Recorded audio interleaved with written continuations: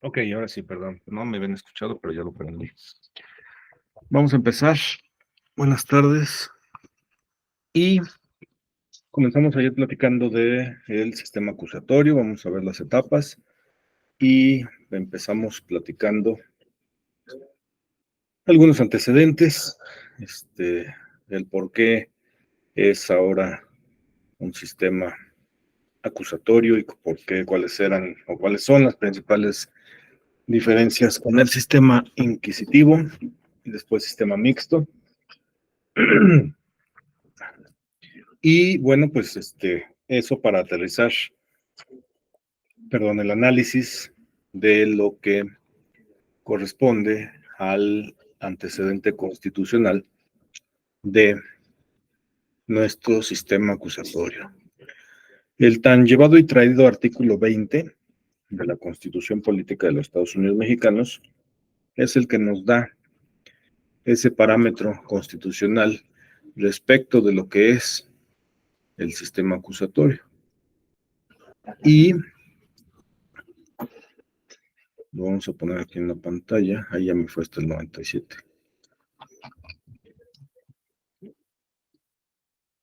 Hemos estado platicando muchas y variadas veces, sobre todo respecto de la fracción primera del apartado A de este artículo 20. 21, 20.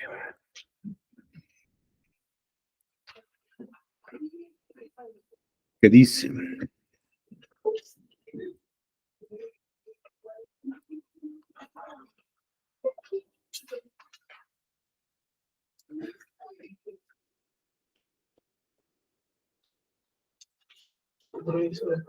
Adelante.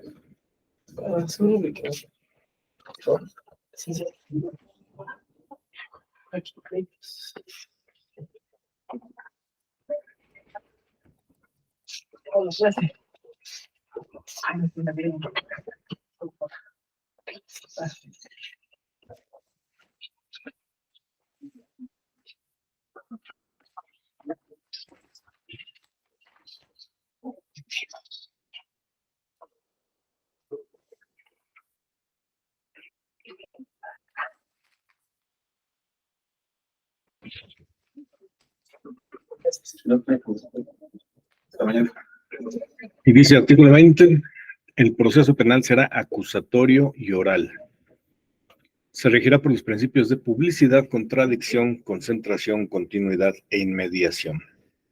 Principios del sistema acusatorio. Y bueno, pues con eso tendremos que empezar. Habiendo ya platicado previamente un poquito de esto, veíamos o vemos que por definición, en el artículo 20 constitucional nos dice que el proceso penal va a ser acusatorio y oral. Acusatorio porque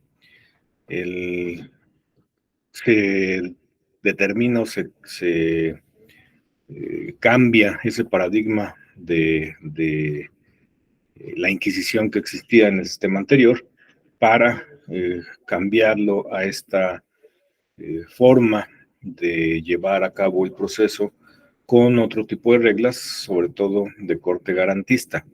Y oral porque predomina la oralidad ahora en nuestro sistema jurídico penal. Los principios que marcan este artículo 20, publicidad. ¿Qué significa la publicidad? Que todos los actos que se realizan dentro del sistema acusatorio serán públicos, con las reservas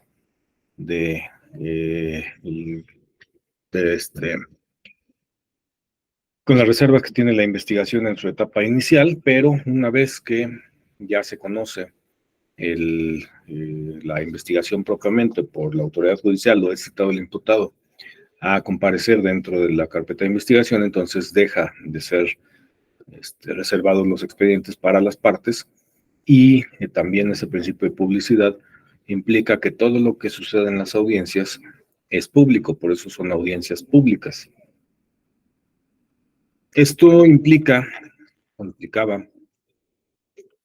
que cualquier persona podía presenciar, podía presentarse a una audiencia, podía entrar inclusive a las salas de audiencias y sentarse en las butacas reservadas para el público. En las salas de juicio oral tienen un área de público que esta práctica se restringió con la pandemia, pero poco a poco en algunos lugares se ha ido restableciendo. Bueno, pues ese principio de publicidad implica que todo es público y se cumple ese principio de publicidad a través de la grabación y videograbación de audio y video que queda como constancia de lo que sucede en las audiencias. ¿Por qué? Pues porque de la mano con el principio y la característica de oralidad de este tipo de procedimientos, pues debe haber algún tipo de constancia respecto de lo que pasa en ellas. Y resulta muy difícil y complicado que haya una persona que esté escribiendo lo que sucede en las audiencias. Si revisamos nuestros ejemplos más próximos de otros sistemas acusatorios, perdón, de otros sistemas penales de corte acusatorio, de corte oral, pues nos vamos a ir rápidamente nuestra mente a las películas gringas, en donde tenemos a los, principalmente en las escenas se ve los interrogatorios, pero hay una persona que está a un lado del juez, una maquinita tecleando. Esas son máquinas de mecanografía.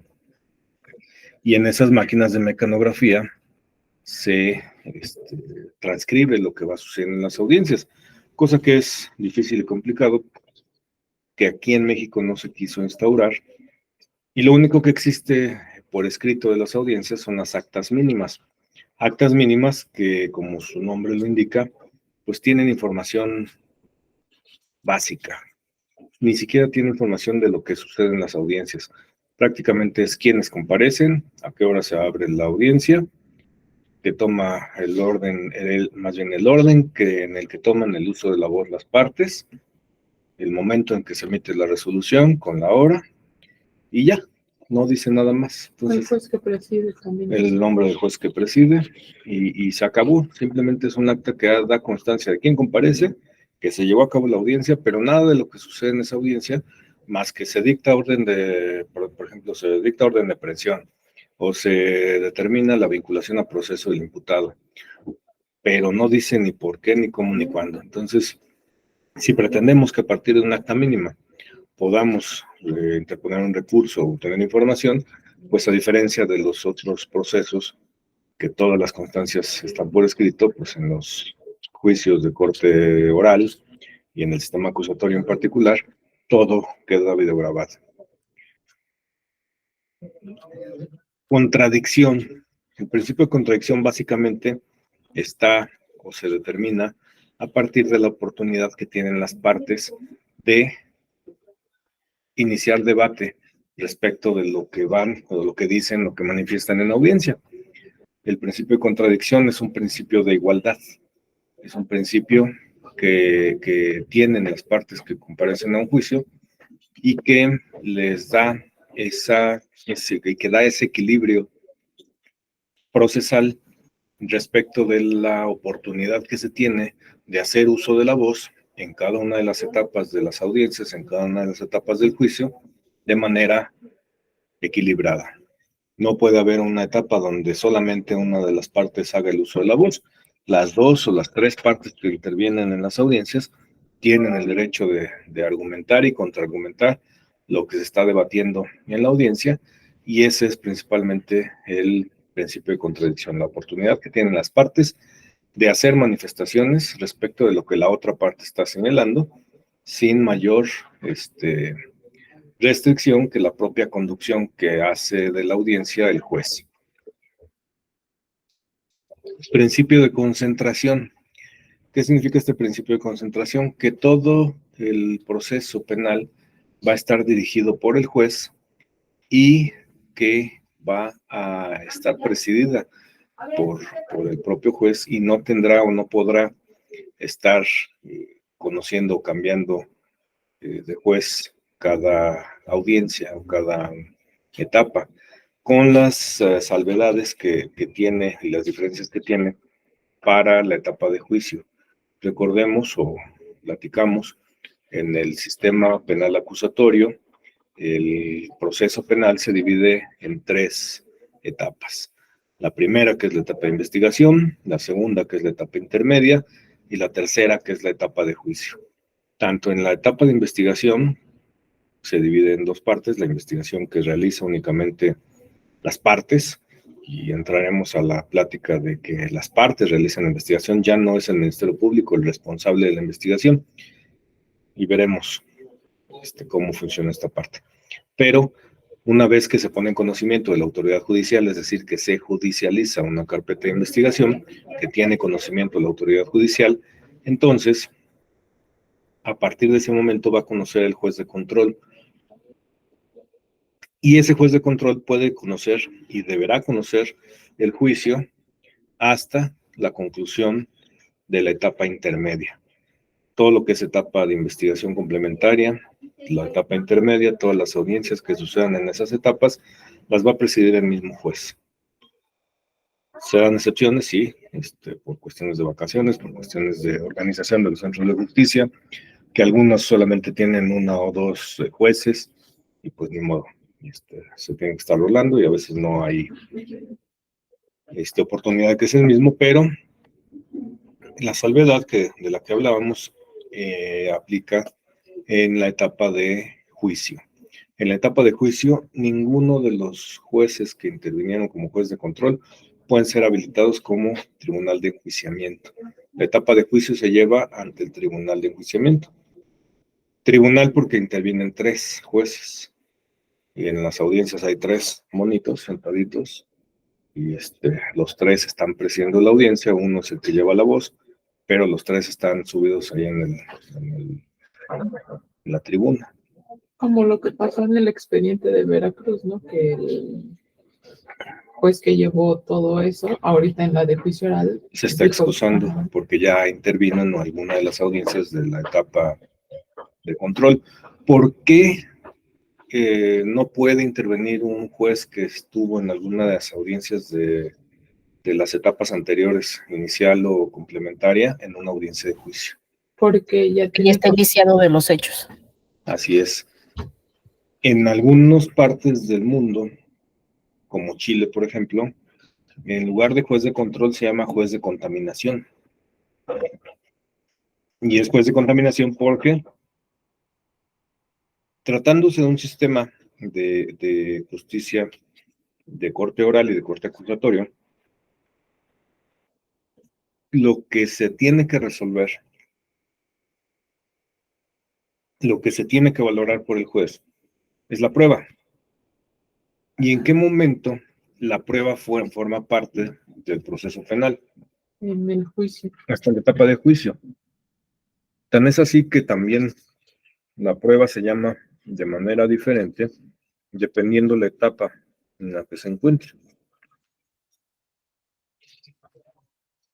En una etapa inicial no vamos a hablar de pruebas, no vamos a hablar mucho menos de desahogo de pruebas. En una etapa inicial van a ser datos de prueba. ¿Por qué datos de prueba? Es lo que conocíamos en el sistema anterior como indicios. ¿Por qué no son pruebas como tal? Porque ¿cuál es el objetivo de una prueba? Como su nombre lo dice, probar. Y en el caso del dato de prueba, no se va a probar nada, simplemente se recaba información que en algún momento puede ser utilizado como prueba, que ya se tiene como evidencia. Es correcto hablar de dato de prueba, es correcto hablar de evidencia, pero no de prueba en las etapas inicial, en la etapa inicial de investigación.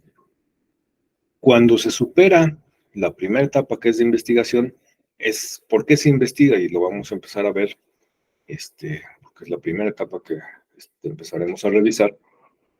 La etapa de investigación es precisamente cuando se tiene conocimiento de la existencia de un hecho delictivo o presumiblemente delictivo, se tiene que iniciar le llaman pesquisa, le llaman, antes era averiguación, hoy investigación, porque si nos vamos y seguimos revisando el artículo 20 constitucional, en el apartado A nos habla de los principios generales y en la fracción primera nos empieza a decir que el proceso penal tendrá por objeto el esclarecimiento de los hechos. Tenemos un hecho delictivo o un hecho presumiblemente delictivo. Algo pasó. ¿Qué pasó? El ejemplo que ustedes gusten podemos manejar. El más común, el más socorrido y el más didáctico probablemente sea el del homicidio. Lo tomaremos como tal, pero en estas clases en particular estaremos también incorporando en los ejemplos enriquecimiento ilícito, estos delitos que sus facultades y atribuciones, todos estos delitos que están contemplados en el capítulo de hechos de corrupción, porque pues nos va a servir más. Pero bueno, vámonos al homicidio. Resulta, vamos a inventarnos nuestro ejemplo, que venimos entrando aquí al edificio a las 8:58 de la mañana, corriendo como toda la vida, y en la entrada del edificio, dos personas empiezan a hacer de palabras, ya dentro del inmueble, ya dentro de la puerta, pasando la puerta, y una de ellas saca una pistola y pum, pum, pum, le dispara a la otra, lo mata, lo tira, sale corriendo, avienta la pistola por allá y sale corriendo. Los policías salen corriendo atrás de él y en la esquina lo pescan y lo detienen. Se dio un hecho con apariencia de delito. Habrá eventos que tengan más apariencia que otros. En este caso, bueno, pues hay muchos testigos porque había mucha gente. Hay un cadáver, efectivamente se privó de la vida a alguien. Entonces estamos ante la presencia de un delito. ¿De qué se encarga o de qué se trata la etapa de investigación? Pues precisamente de ver si efectivamente fue un delito o no. Y en el caso de que sí hubiera sido un delito, ¿quién es el responsable de ese delito? El probable responsable. ¿Por qué se le llama probable responsable? Porque puede existir pruebas de su responsabilidad. Esta parte, a diferencia del sistema inquisitorio, antes era, pues tú eres el culpable y defiéndete y demuéstrame que eres inocente. Ahora no, ahora hay que buscar evidencia que nos diga y que nos dé la certeza de que existe el delito, en primer lugar, y en segundo lugar, de quién es el responsable de haber cometido ese delito. Habrá otros delitos no tan gráficos, no tan específicos, no tan que sirvan tanto para el ejemplo, como el enriquecimiento ilícito, por ejemplo. En ese tipo de delitos, pues no hay un hecho detonante o impactante como en un homicidio, como en un choque, como en unas lesiones, como en algún otro tipo de delitos, porque habrá delitos que son de los que se llaman de realización oculta, que no se hacen a la vista. Por ejemplo, los delitos sexuales son delitos de realización oculta. Estos delitos de corrupción también pueden considerarse delitos de realización oculta. ¿Por qué? Pues porque se procura que el que está cometiéndolo no sea visualizada la acción que está cometiendo. Y en particular el delito de enriquecimiento ilícito, pues ¿qué implica? Pues que una persona incrementa su patrimonio. ¿Y cómo lo incrementa? Pues no anda, salvo que se dedique a otro tipo de cosas, pues no anda exhibiendo su actividad que le implica un incremento a su riqueza. No es Rico MacPacto que va caminando por las calles o algunos empresarios que sabemos que minuto a minuto incrementan sus fortunas porque tienen televisoras o tienen negocios que van generando. El dueño de Walmart, por ejemplo, que cada que una persona entra a la tienda y pasa por la caja, pues ya está ganando. En este tipo de delitos no, porque se supone que el incremento del patrimonio no es detectable a simple vista hasta que se hace una revisión, y todavía implica que se pueda acreditar o no por la persona el origen de ese incremento del patrimonio. Pero bueno, sirva el ejemplo y vámonos con los dos ejemplos. Entonces, dice el primer principio general del sistema acusatorio, que está en la fracción primera del apartado del artículo 20 constitucional, que el proceso penal tiene por objeto el esclarecimiento de los hechos. ¿Cómo vamos a esclarecer los hechos? ¿Qué significa esclarecer? Es aclarar, es saber qué fue lo que verdaderamente pasó. En algunos otros cursos entramos un poco en esta parte de la discusión de que si lo que busca el sistema acusatorio es llegar a la verdad. Afortunadamente no se metieron en ese lío cuando nuestros amigos constituyentes permanentes modificaron este artículo y no pusieron tendrá por objeto llegar a la verdad de los hechos, porque si nos metemos a filosofar y a revisar lo que significa la verdad, pues entonces nunca vamos a acabar. Y tan sencillo porque en un proceso penal, y lo veíamos cuando platicamos de teoría general del proceso, tenemos generalmente dos partes. Y cada una de las partes tiene una verdad que va a defender. Suponiendo, ese coche es mío. Ah, no, el coche es mío. No, pero es que yo lo compré y tengo la factura. Sí, pero yo te lo compré a ti y no me diste la factura, nada más me diste un recibo. Entonces el coche es mío. ¿Qué se están peleando? La titularidad del vehículo. Cada uno tiene su verdad. ¿Quién tiene la razón?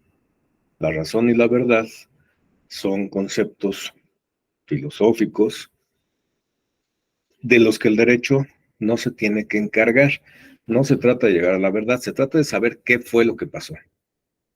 En el caso del sistema penal, aquí la verdad que se pudiera llegar a buscar, pues es la verdad de los hechos, qué fue lo que verdaderamente pasó. Sin embargo, y afortunadamente no nos metemos en esos conceptos de verdad, nos metemos el concepto de esclarecer, aclarar qué fue lo que pasó. Y platicamos recientemente, creo, con Marisa,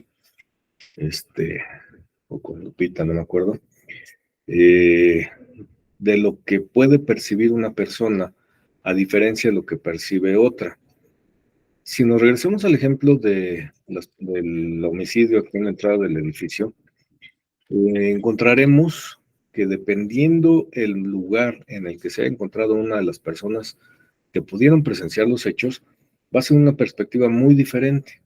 No es lo mismo el que está formado en la fila para registrar su asistencia en la maquinita, que cuál es la posición de la persona que está formadita. Pues está de espaldas a la calle, dentro o afuera del edificio, pero está de espaldas a la calle. Y si la persona que agredió ingresó por la puerta, pues venía en sus espaldas y nadie tiene ojos en la espalda para poder ver lo que pasó atrás. Sin embargo, las señoritas que están tecleando en la entrada, que están recibiendo las identificaciones y haciendo el registro del ingreso de las personas que están en el módulo, pues ellas están viendo hacia la calle, ellas sí tienen una perspectiva diferente de lo que está viendo la persona que está esperando su turno para checar su asistencia. Los policías también tendrán una perspectiva diferente. ¿Por qué? Porque habrá unos que están de lado, junto a la máquina, que están revisando la pantalla de rayos X de lo que ingresa al edificio. ¿Y qué están viendo? La pantalla. A lo mejor voltean a ver a la persona, pero en lo que están centrando su atención o es en el teléfono, o es en la pantalla del aparato de rayos X, o es en la persona que está ingresando a través del arco metálico. Y no está viendo hacia la calle, no está viendo quién entra y quién sale. Hay otros policías en la entrada exactamente que sí tienen como función estar vigilando. Por eso hay varios elementos destacados porque, destacados no porque sean los mejores, sino destacados es que están ahí puestos, en atención a que puedan estar vigilando y teniendo el control y la vigilancia de todo el entorno. Si llega la persona corriendo de la calle, saca el arma en la entrada del edificio y le dispara, pues puede dispararle de frente si le grita y voltea, o de espaldas. Pero entonces lo que vio la que está en el módulo, lo que vio el policía y lo que vio el que está formado en la fila es una cosa totalmente distinta. Habrá quien también esté en la fila viendo su teléfono y no se dio cuenta ni de que entró ni de que salió, y hasta el momento en que escuchó el tronido del cohete es que se espanta y voltea. O los que traen audífonos. O trae el audífono y también no lo escuchó tan fuerte y ¿qué pasó? O en uno de los policías, entramos a la casuística, sí se dio cuenta que entró corriendo, le llamó la atención que venía corriendo, y en el momento en que empieza, mueve la mano para intentar sacar el arma, el otro se la avienta encima y detiene y no lo mata, porque estuvo pendiente y vio y sabía lo que podía pasar. Entonces, no es la misma perspectiva, y en ese caso, en el intento fallido, que si el policía lo hubiera detenido, pues ¿qué iban a ver los que están formados? Pues nada más correr al poli que se le va encima al otro, y jamás vieron la pistola, y jamás vieron que iba a sacar arma, y jamás vieron nada. ¿Y qué pasó? Pues quién sabe, se tropezó, se le aventó encima, o se iban a pelear, etcétera. Se le cayó el café. Y cada quien tendrá una idea de lo que pasó a partir de lo que percibió, sea por el oído, sea por la vista, sea porque le dijeron. Y resulta que en el quinto piso había alguien hablando por teléfono ahí en el pasillito, porque ahí hay señal,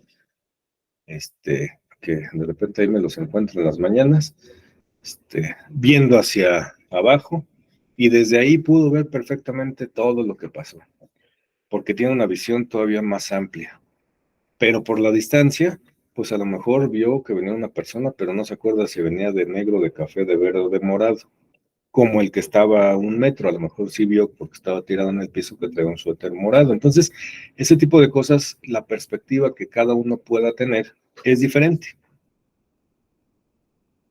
¿De qué se trata el sistema penal acusatorio? De esclarecer los hechos. ¿Qué fue lo que pasó? Con la tecnología tenemos la ventaja de que podemos tener cámaras casi en todos lados, y entonces es mucho más fácil poder llegar a esa verdad a partir de los implementos tecnológicos. Pero si no hay cámaras, pues tenemos que armar la historia de qué fue lo que pasó. ¿Y a partir de qué? Pues a partir de los indicios, a partir de las evidencias. El testimonio de las personas es una evidencia, el casquillo que quedó tirado es una evidencia, la marca de la azotona en el piso, el café que le tiraron, es otra evidencia. ¿Y por qué es una evidencia el café que tiraron? ¿Qué dato nos podrá aportar el café tirado? La distancia. Por ejemplo, la distancia en la que cae el café de donde estaba la persona, la mancha que deja el café cuando se riega no es la misma. Si el vaso cae hacia abajo, pues el café brinca hacia arriba, y la mancha que deja el café es una mancha circular alrededor del vaso, que si sale volando el café, queda el vaso en un lugar, la tapa en otro lugar, y la mancha del café A lo largo. más hacia lo largo. Entonces, todo ese tipo de circunstancias alrededor de un hecho delictivo son los que generan la evidencia de lo que pasó para poder llegar a ese punto que es el esclarecimiento de los hechos. De eso se trata la etapa de investigación. Entonces, porque hay un testigo que es una evidencia, porque hay 2 testigos, 3 testigos, 4 testigos, 5 testigos que vieron del mismo hecho perspectivas diferentes, no podemos decir en ese momento de que estamos investigando que son prueba. ¿Por qué? Son evidencia. Pero no toda la evidencia y no todo el rastro que deja el hecho delictivo o cualquier hecho va a servir para el propósito que queremos.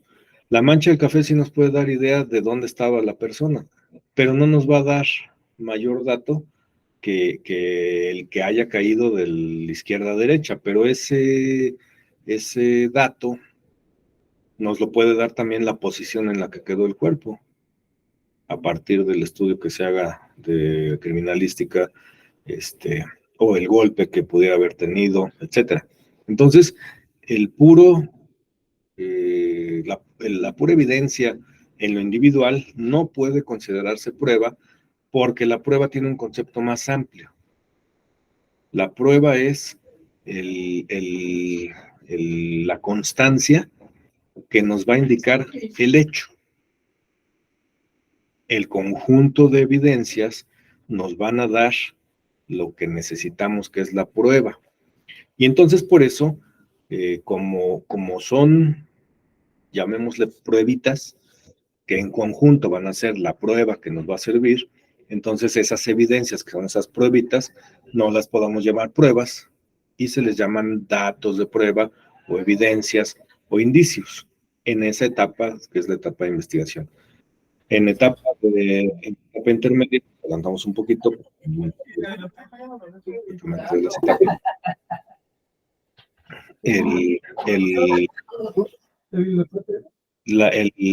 lo que se hace en la etapa intermedia es una etapa de preparación al juicio. Todos los procesos, veíamos, tienen sus etapas. La primera etapa, que es la expositiva, la segunda etapa, que es la probatoria, y la tercera etapa, que es la etapa de conclusiones o la etapa definitoria. Bueno, pues en este caso la etapa de preparación fue la etapa inicial de investigación. La intermedia es la preparación al juicio. ¿A partir de qué? Del ofrecimiento de los medios de prueba. En etapa intermedia ya no son datos de prueba, ahora se van a llamar medios de prueba. ¿Por qué medios de prueba? Porque va a ser el resumen, de los hechos, que en eso consiste propiamente la acusación, el resumen de los hechos. El objetivo del sistema penal acusatorio es el esclarecimiento de los hechos. Bueno, pues vamos a hacer el resumen de los hechos y vamos a decir con qué datos de prueba voy a poder acreditar esos hechos que están, que se trata de esclarecer. Entonces, en la etapa intermedia, que es la etapa de ofrecimiento de pruebas, el nombre es medio de prueba porque ese va a ser el medio por el cual se va a llegar a la verdad. Pero resulta que tenemos que tanto en la etapa de investigación ya judicializada, cuando interviene el juez, pues hay varios tipos de audiencias que se pueden ir desarrollando. ¿Cuáles? Impugnaciones que estamos investigando. Resulta que el Ministerio Público no me da acceso a la carpeta de investigación. Pues impugna. Pues presenta tu recurso, presenta tu juicio de amparo. Y en todas esas etapas y en todos esos actos en los que está interviniendo el Ministerio Público y que tienen que ver con la investigación, interviene el juez. Y el juez va a empezar a escuchar de qué delito se trata, por qué está impugnando. En el caso de un ejercicio de la acción penal, ¿cuál fue el criterio del Ministerio Público para determinar que no existía el delito, o que no se podía investigar, o que no había pruebas, etcétera? Pero entonces va a conocer el hecho, va a conocer los detalles, va a conocer los datos de prueba, va a conocer la argumentación de las partes, porque a todas las partes se les llama la audiencia, y entonces el juez ya trae una idea, sin ver el expediente y sin conocer la investigación, pues de lo que se escucha en la audiencia, pues se está dando cuenta de cuáles son las pruebas, cuáles son, y sin que haya un desahogo probatorio, simplemente de la plática que están dando las partes. Bueno, pues es que hay una carpeta de investigación y resulta que nos vamos a enriquecimiento ilícito. El imputado tiene 20 cuentas en 20 bancos distintos y la familia, la esposa y los hijos tienen propiedades. Entonces el juez ya se está enterando de todos esos detalles que propiamente tendrían que desahogarse en una etapa de juicio. Por eso se llama juez de contaminación o juez de control. ¿Va a controlar qué? La investigación va a controlar que las versiones que se van a confrontar en la etapa intermedia, la postura que cada una de las partes va a asumir y propiamente lo que va a probar en juicio. El Código Nacional de Procedimientos Penales en ningún lado habla de teoría del caso, jamás. Y cuando estudiamos sistema penal acusatorio, nos empiezan a hablar de tu teoría del caso.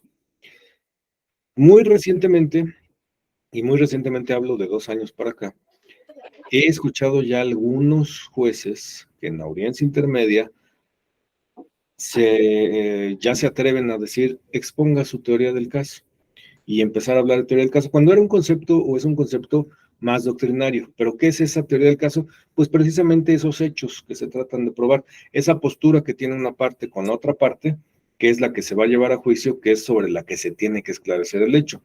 Regularmente la parte acusadora, que va a ser representada por el Ministerio Público, que se va a encargar de acreditar que existe el hecho y que el responsable es el que están señalando. ¿Qué quiere hacer el imputado? Acreditar que él no fue o desacreditar las afirmaciones del Ministerio Público. Y aquí entraremos y revisando los principios constitucionales, empezaremos a ver una serie de principios que aplican el sistema acusatorio y que van sentando las bases y dando las reglas para el desahogo y desarrollo del juicio. Pero bueno, hasta ahí lo dejamos ahorita.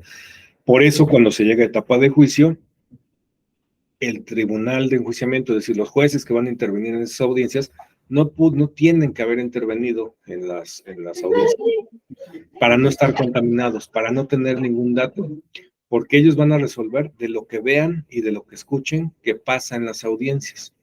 ¿Y qué pasa en las audiencias? Es el desahogo de pruebas. ¿Cuál es la prueba reina en el sistema acusatorio? Antes, la prueba reina era la confesional. Antes. Pero, desafortunadamente, la prueba confesional en todas las materias ha ido perdiendo su eficacia, en parte muchas veces por culpa de los propios abogados, que en materias que no son penales, civil, mercantil, familiar y demás, aconsejan a los clientes de qué es lo que tienen que contestar. Pues aquí no se trata de que te digan lo que tengo que contestar, se trata de que se quiere llegar a una verdad jurídica, o a un esclarecimiento de los hechos, como dice el artículo 20. Entonces, en materia penal, se desvirtúa o pierde valor la prueba confesional por las malas prácticas a partir de las cuales se conseguían confesiones. Hablemos de tortura, hablemos de malos tratos, hablemos de amenazas para conseguir las confesiones de la gente, y entonces pues la prueba confesional dejó de tener eficacia. Hay reglas, inclusive ya no existe en los sistemas de corte acusatorio, ya no existe la prueba confesional.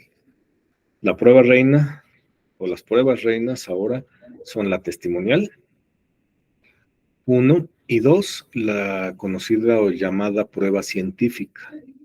¿Cuál es esa prueba científica? La pericial. Y se llama prueba científica porque tiene que estar apegada a un método y a un procedimiento científico. Y en esta parte, que es donde enfocaremos un poquito más nuestros esfuerzos en análisis de la etapa de investigación, nos vamos a centrar precisamente en lo que es la investigación. No tanto en quiénes son las partes del proceso, quién es el defensor, quién es el imputado. Nos vamos a ir a la investigación como tal, que eso es lo que se supone que lo otro ya lo vimos, ya lo conocemos, eso se ve en la licenciatura, estamos en una maestría, y entonces vamos a aprender a investigar, pero vamos a aprender a investigar a partir de un corte y de un postulado científico. ¿Eso de qué nos va a servir? Pues de que podamos nosotros recabar las pruebas o las evidencias o los datos de prueba que necesitaremos para poder plantearle al juez en una etapa intermedia qué es lo que voy a defender. Desafortunadamente, no tenemos la oportunidad de tener una participación más activa en los procesos penales en los que intervenimos. Y digo más activa porque el asesor jurídico, si bien tiene ya una parte importante que cuidar, velar y desempeñar en las audiencias y en el sistema penal, pues no es como, o no tiene la obligación que tiene el Ministerio Público, que tiene la carga de la prueba, que tiene la carga de la dirección y la conducción de la investigación, o la defensa, que tiene que realizar todos los actos necesarios para poder, y aquí vamos a entrar en otro punto de controversia, para poder acreditar la inocencia de su defendido, del imputado, del acusado. Y digo, vamos a entrar en un punto de controversia porque el sistema penal acusatorio no está hecho para que se acredite la inocencia. El sistema penal acusatorio está hecho para que se acredite la responsabilidad, para que se acredite la culpabilidad, no para que se acredite la inocencia. Por eso la carga de la prueba es del Ministerio Público. No tendría que acreditarse ninguna inocencia, porque quien tiene que acreditar que existió el delito y quien tiene que acreditar quién fue el responsable del delito es el Ministerio Público. Eso, ¿con base en qué? En un principio que es el principio de presunción de inocencia, que está un poquito más adelante en este mismo artículo 20 constitucional, en donde nos dice, como derecho de la persona imputada, fracción primera, apartado B, a que se presuma su inocencia. Dice, de los derechos de toda persona imputada, primer derecho de cualquier imputado, a que se presuma su inocencia, mientras no se declare su responsabilidad mediante sentencia emitida por el juez de la causa. Lo tocamos y lo dejamos nada más como punto, lo desarrollaremos más ampliamente, pero, bueno, pues, si tengo a mi favor el principio de presunción de inocencia, o el imputado tiene a su favor el principio de presunción de inocencia, la carga de la prueba es del Ministerio Público, pues entonces no tengo que hacer nada, que me comprueben que yo fui.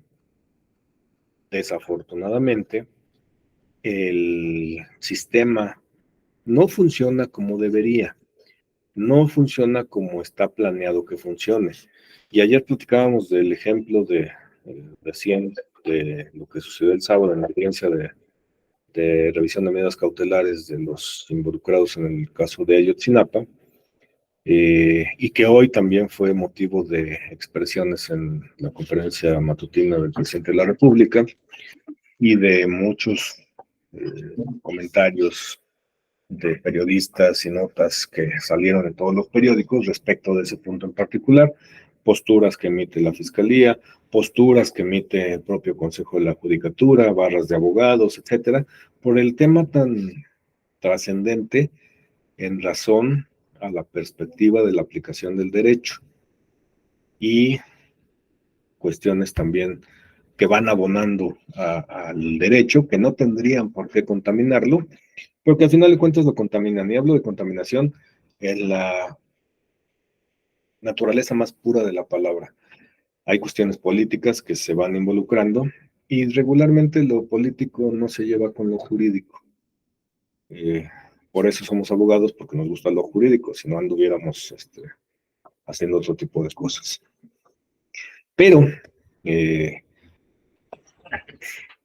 en el caso de la aplicación del sistema jurídico penal en México, se ha convertido en un sistema de defensas activas. La idea que tiene la autoridad, la idea que tienen las fiscalías, y hablo no nada más de la General de la República, en general de todas las fiscalías, es una idea de corte inquisitivo, es una idea de te acuso, inclusive te fabrico, te invento la prueba. Finalmente el estándar probatorio para una vinculación es mínimo. En el sistema anterior, la emisión de un auto de formal prisión era tan fácilmente otorgable que inclusive el término jurídico para la emisión del auto de formal prisión era el obsequio. Se obsequiaba la formal prisión, se regalaba, prácticamente sí, así era. Y así quieren que siga siendo. Entonces, eso ha dado la necesidad a los imputados a que tengan defensas más activas, que se pueda comprobar la inocencia, que no tendría, repito, que haber necesidad de ello. Pero, desafortunadamente, las partes que intervienen en el proceso penal todavía no están tan convencidas o involucradas de las bondades y de los principios que rigen al sistema acusatorio, que todavía lo contaminan con estos cortes inquisitorios y pues defiéndete como puedas. Entonces, se tiene que generar la prueba, se tiene que buscar la prueba, pero afortunadamente dentro de las bondades y ventajas que tiene el sistema acusatorio es que todas las partes pueden realizar investigación. Por eso es importante esta etapa y el análisis de la etapa de la investigación desde el punto de vista precisamente de la investigación, no tanto de la parte jurídica, de quiénes son las partes, quién es el Ministerio Público, quiénes son las obligaciones del Ministerio Público, quién es el imputado, definiciones, quién es la defensa, características y requisitos de la defensa, todo eso creo que lo sabemos, lo iremos repasando, pero más el enfoque en esta parte en particular es hacia la investigación. ¿Por qué? Porque de una buena investigación van a salir unas buenas pruebas. Y si tenemos pruebas, pues ¿quién va a ganar el juicio? Quien tenga mejores pruebas, quien pruebe mejor su teoría del caso. Hablando de teoría del caso, pues es esa postura que va a defender cada una de las partes y que se va a exponer y que se va a dar a conocer en la etapa intermedia. Hay quien dice que en la etapa de juicio, en el momento de los alegatos de apertura, pero no, es en la etapa intermedia. ¿Por qué? Porque le estamos diciendo, primero el Ministerio Público le dice a todas las partes qué es lo que estoy acusando, cuáles son los hechos sobre los que estoy formulando acusación y cómo voy a probar esos hechos. La víctima, ¿qué va a decir? ¿Cuáles son los hechos? También qué me causaron detrimento, qué me causaron afectación y la forma en cómo quiero o pretendo que se me repare el daño. Adicionado con la figura de la coadyuvancia que aplica y opera en el sistema acusatorio a partir de la etapa intermedia, cuando se hace la acusación coadyuvante. Hablaremos de la coadyuvancia también por algún tipo de cuestiones que no es lo mismo coadyuvar que ser coadyuvante. Había una coadyuvancia en particular que tiene la víctima en el sistema acusatorio, que es a partir de que formula su acusación coadyuvante. Ahí se constituye como coadyuvante en el proceso penal. Palabrita que han tomado y retomado tanto en el Código Nacional como en la práctica, sobre todo, las fiscalías, y entonces te voy a tomar como coadyuvante, pero no como parte. Eres coadyuvante, pero no eres víctima ni ofendido. ¿Y por qué eres coadyuvante? Porque coadyuvar viene de ayudar. Y tú me vas a ayudar. ¿Me vas a ayudar a qué? A obtener mis pruebas, a obtener mis datos de prueba. Entonces, ayúdame, pero no eres parte. Ayúdame, pero desde allá, atrás de la raya que estoy trabajando. Cuando la coadyuvancia es más allá, es una prerrogativa que tiene la víctima, que tiene el ofendido de la comisión de un delito, que le permite participar activamente dentro de un proceso penal.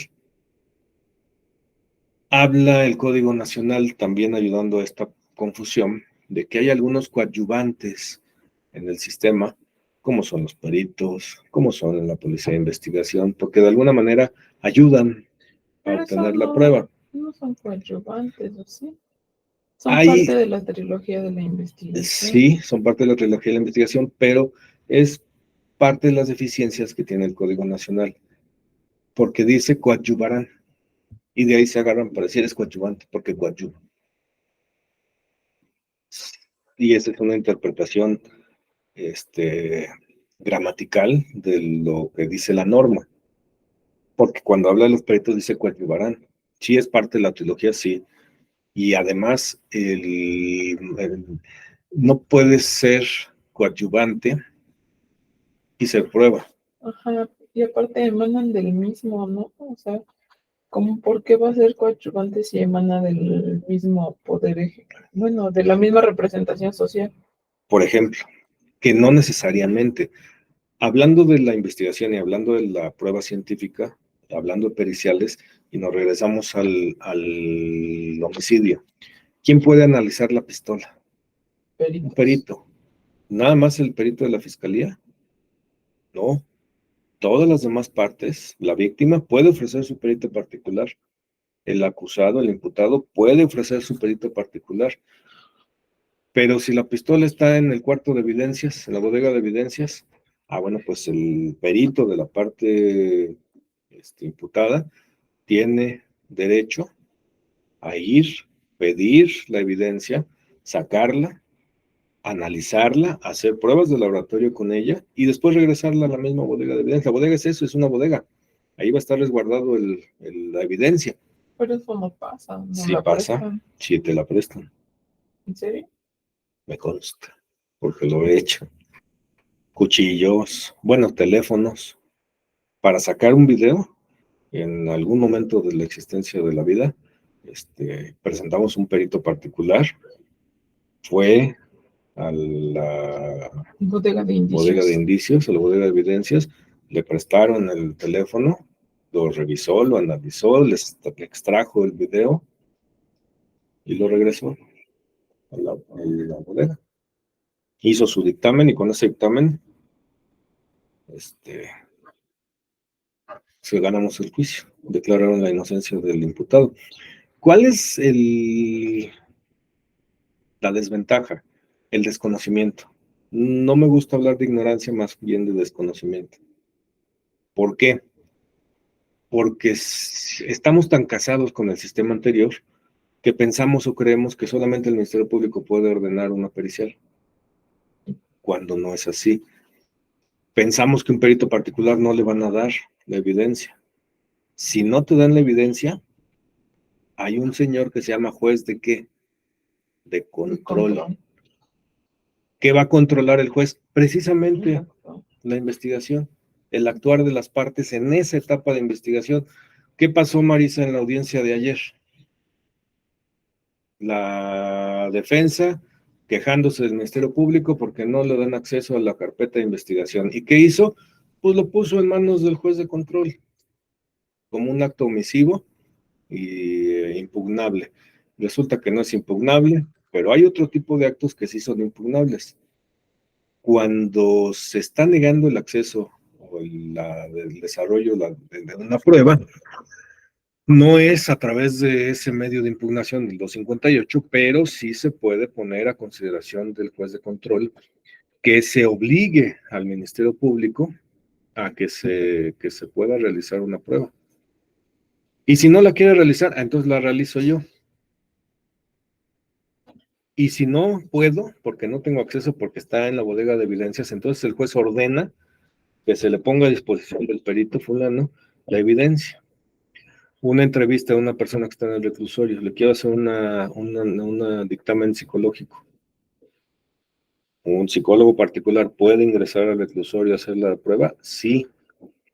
No nada más puede ser el del Ministerio Público o el que está adscrito al penal. Puede un particular. El punto, y decía, la ignorancia no, el desconocimiento de este tipo de cuestiones hace que no tengamos o no generemos nuestras propias pruebas. Otro punto que me preguntan mucho, inclusive abogados, es respecto a las entrevistas. Que le propongo al Ministerio Público que realice la entrevista de fulanito de tal. Y a fulanito de tal lo conoce el imputado, es su vecino y tiene relación con él. ¿Qué necesidad tengo de llevarlo al Ministerio Público cuando me interesa su testimonio para la defensa? Pues mejor lo entrevista el abogado defensor. Ah, sí, presentan las entrevistas como, sí. Y se presentan las entrevistas, y se presentan por escrito. Pero hay quien no sabe. que puedes hacer una entrevista tú Pero sí como se defensor. puede, o sea, No, sí, claro, de que se puede, se puede. y se agrega a la carpeta de investigación, Y si no se le agrega la carpeta de investigación, ¿qué sucede? pues eso está mal. No. ¿Por qué no? Si yo como defensa, estamos ya en la etapa de investigación complementaria. Ah, no, eso no me había dicho. Nomás dijo en la investigación. Estamos en investigación, son complementaria y inicial. Bueno, judicializar la carpeta. En investigación complementaria, 2 meses de término.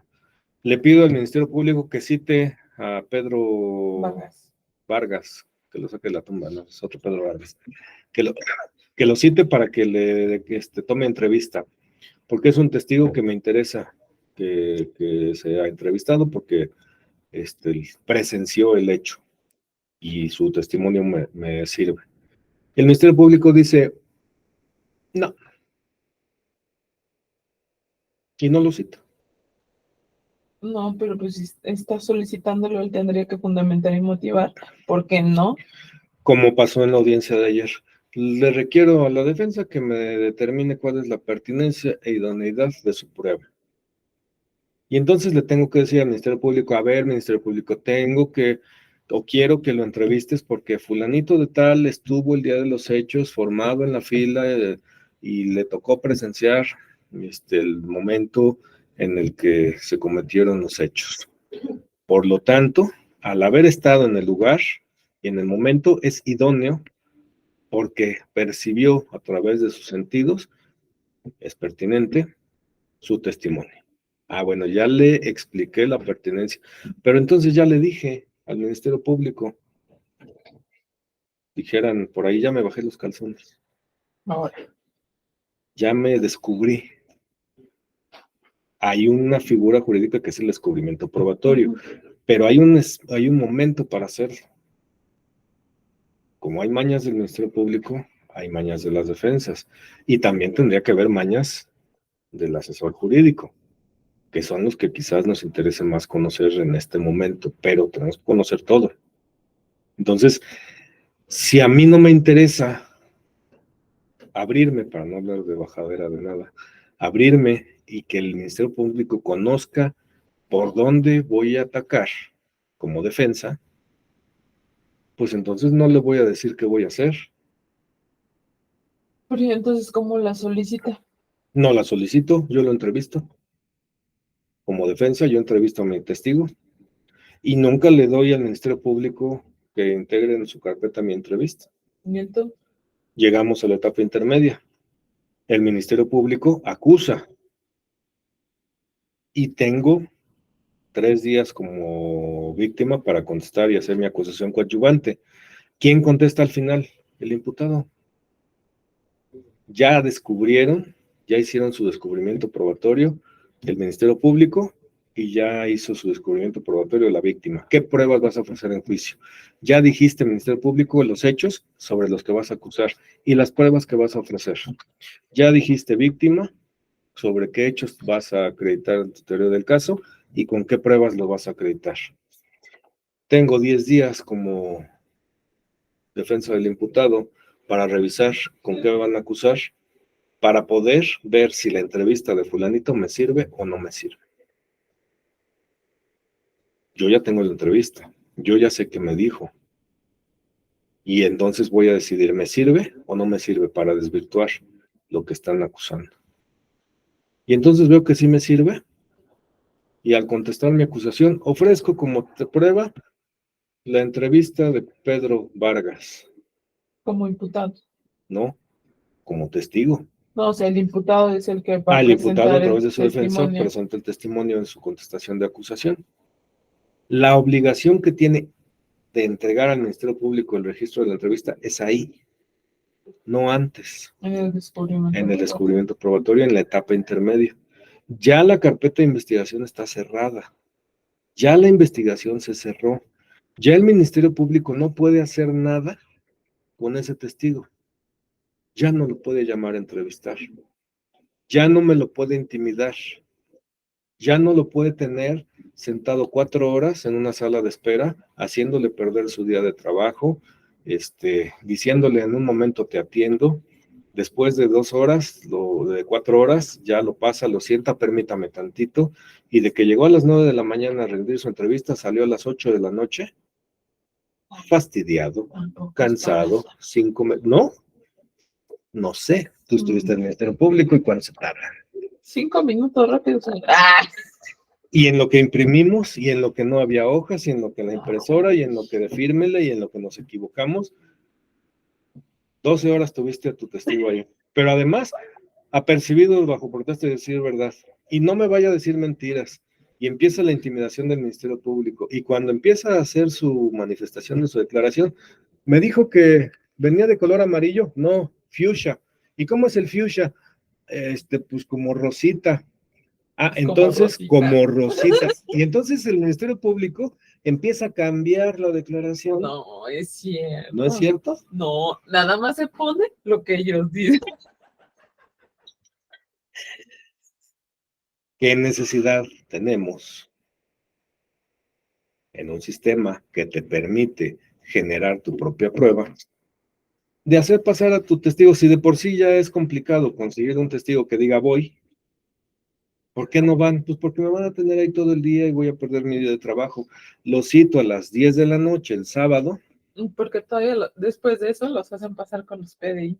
Además, para que digan lo mismo o digan diferente, y entonces al PDI le dijo una cosa, el otro dijo otra, porque en el acta quedó lo que el Ministerio Público quiso poner. Y como la persona que está siendo entrevistada no entiende la diferencia de un beso a un ósculo, entonces quedó como ósculo y no como beso, cuando tienen una connotación diferente, aunque sea lo mismo. Entonces, ¿qué necesidad? Mejor lo citas a las 9 de la noche, desde la noche de la noche. El día que pueda tu testigo, lo citas. Haces una entrevista previa, ya sabes lo que te va a decir, y entonces más o menos tienes la idea de lo que le puedes preguntar. ¿Qué es lo más recomendable? ¿Qué es lo que vio? E inclusive lo grabas.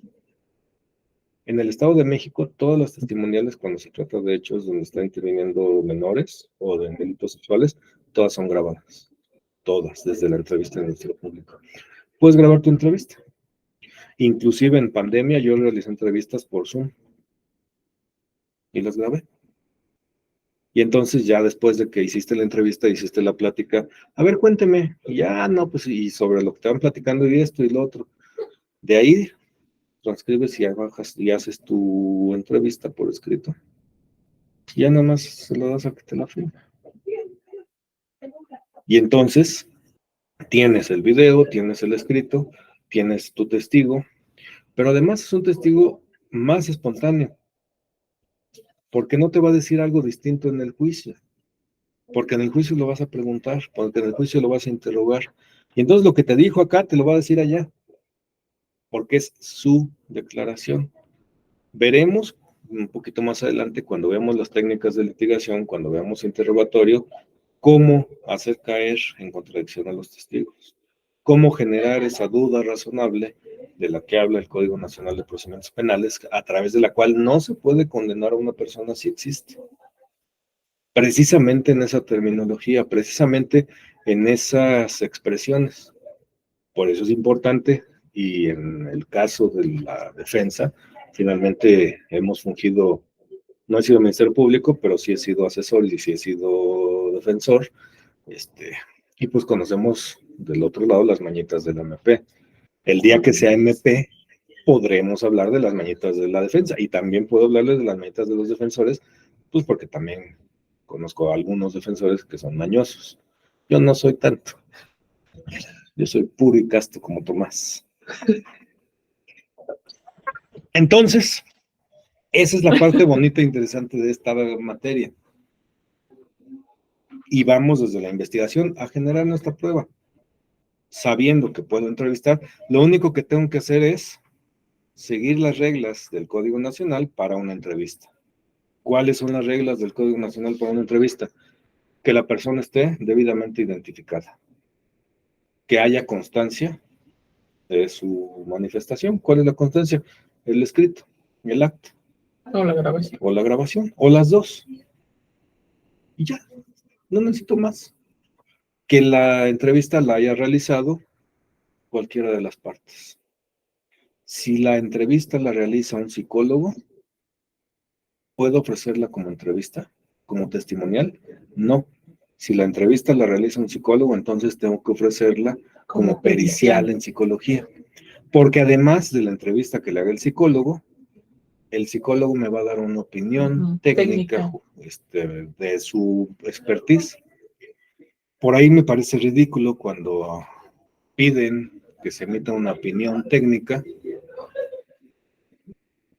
de la expertise en materia de contrataciones de alguien y el área conteste: no podemos emitir una opinión porque no me lo permite, porque no tengo capacidad y mi reglamento no me lo permite, e inclusive ponen: en esta área no hay peritos. Eso es resultado de la ignorancia. Somos peritos en el momento en el que tenemos una experticia. Exactamente. Todos somos peritos quienes tenemos una cédula. En química, en contabilidad, en psicología, en ingeniería. El que tiene una patente para el ejercicio de una profesión es experto y es perito. Y quien no tiene una profesión también puede ser perito, también. Sí, claro. Por Un ejemplo, cerrajero, un carpintero, un carnicero. Se han utilizado carniceros en asuntos de feminicidio. Sí, porque ellos conocen cómo son los cortes. Exactamente. No, los carniceros en realidad se llaman tablajeros. Claro. Y conocen cómo hacer un corte o cómo identificar el tipo del cuchillo, el filo. Y así se ha llegado a conclusiones de que tiene conocimientos de tablajería desde carnicero, y pues por eso los cortes eran tan precisos en el cuerpo de la víctima, etcétera. Entonces, esas son, digo, las ventajas y bondades. ¿Puedo hacerme pruebas? Sí. Pero, ¿cómo voy a llegar a la prueba? A través de la investigación. No podemos sentarnos nada más a recibir un BP, transcribirlo en una denuncia y esperar que el Ministerio Público haga toda la chamba. Ese es el reclamo que de repente nos hacen desde los Pero altos con el mandos. BP ya le dimos todo. No. ¿En el BP habrá todo? No. ¿De dónde podemos nutrir nuestra investigación? De repente me preguntan: ¿y qué falta? Pues no sé qué hay en tu carpeta. Pero es que dice que con el BP ya está todo y que prácticamente se tiene que iniciar y luego ya se judicialice. Bueno, podrá ser, pero si revisamos en la experiencia el resultado de las audiencias, sobre todo las que no vinculan, entonces conoceremos el criterio del juez. Y el criterio de un juez no hace criterio general, pero entonces podemos generar una prueba o incorporar a la investigación una prueba que le quite el argumento al juez. Por ejemplo, a ver. Sí. Pero es que entonces, ¿cuáles son los actos que se tienen que realizar en la carpeta? Por ejemplo, yo considero que una vez que nosotros presentamos nuestra denuncia, presentamos nuestro expediente de verificación patrimonial, el MP lo único que tiene que hacer con control judicial es volver a solicitar lo de la Comisión Nacional Bancaria y de Valores para que esté seguro de que lo que nosotros presentamos es veraz. Bueno, una vez que hizo eso, después se manda a perito de contabilidad, ¿no? Se hace el dictamen contable. Una vez que pasó eso, cita al imputado, ¿no? Porque tiene que saber que ya lo hemos denunciado. Y después de eso, pues ya que judicialice. Según yo. Sí, podría ser. O sería lo lógico que tendría que ser. Pero ¿qué ha sucedido en la práctica? De las pocas o muchas audiencias de vinculación que se han tenido, resulta que en las últimas, donde han dado un resultado no favorable, es decir, que no han vinculado, Hablemos de dos en particular. Una que fue en Campeche, y eso porque Marisa estuvo presente, y es testigo de lo que pasó en esa audiencia, y que nos puede explorar y nos puede ilustrar con su testimonio de lo que pasó en esa audiencia. Y la otra donde el buen compañero Iván Eduardo participó, que esa es la que nos tiene ahorita con una circunstancia complicada en la relación con la Fiscalía o con algunos ministerios públicos, que en mi muy particular punto de vista,